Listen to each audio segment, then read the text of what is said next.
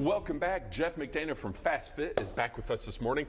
Earlier today I was talking about how I had to take a physical to get my pilot's license, okay? One of the things they do is check your blood pressure.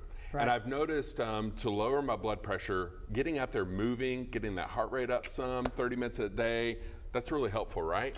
Even like, so there's high intensity training, low intensity training, low intensity aerobic work, such as like going for a walk. Yeah.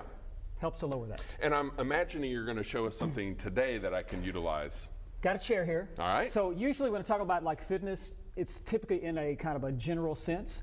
We need to sometimes think about like who are we talking to. Right. And in terms, I see 4 different eras of like our fitness journey. So for example, here in town, we have a lot of youth fitness programs. Whether you're into just youth fitness or sports performance, there's a lot for the 18 and under. Right. Then the majority of gyms really try to target that 18 to late 30s. My gym's a little bit different. We do the 40-plus crowd. Fit over 40, you know, that's the majority of my clients. But then there's this another stage, which is 65 and older. Right. The senior adults. What does their fitness, what should it look like? What should it involve? And there's a couple things, this is where we get into like functionality, being able to function plus 65. So that's what we're talking about today. Absolutely. That's my favorite group of people. Okay, well, we're gonna hit that up. All right, let's do it. All right, so there's a couple things, we're talking about functional fitness, being able to function and perform the basics of life, right? There's really, well, there's 3. One would be like sitting and standing. Yep. Another one would be walking. Probably a third one would be like getting up off the ground. We're going to save that for another segment. Okay. But let's talk about just sitting out. This is something literally like we have throughout the day. We got to sit down at the dinner table. We got to sit down in our car. So being able to squat well is high priority. So think about this, like most people when they lose the ability to squat, I used to have a relative that had to, in the sofa, had to rock 3 times to get up. That's right. Okay, losing the ability to squat. Plus, we see this a lot to where I've got to hunch over, press through here, and get up like that, and puts a lot of stress on the back. But Jeff, you don't know all the things I've been through. Well, I'm going to show you how to reverse that. All right. So one thing you can practice is get a chair, and this can be as high as you need to be. The big key to this is knees out.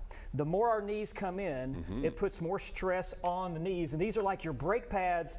There's a longevity to them, and you got to be able to save these for the long run. So knees out takes tension off the knees, puts it more on the glutes and hips. Also nice and tall. Yeah. Press to the heels, stand, control it back down, and practice as high a chair as you need to. This will improve the ability to sit down, stand up. That's important. Okay. You can also use the chair. Next thing is like walking. And get to where the camera can see. Yeah. But the ability, our gait, our stride. Ideally in life, we want to go toes forward.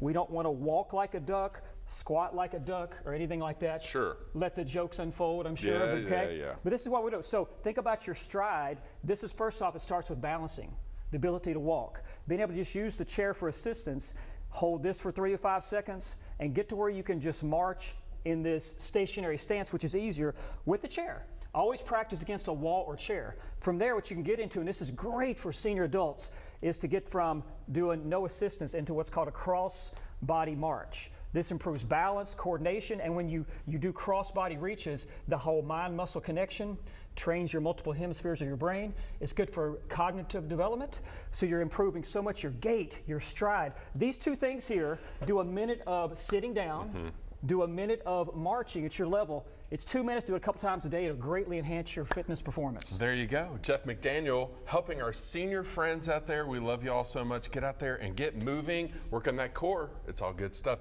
Today would be a beautiful day to go outside and get some walking in. Lower that blood sugar.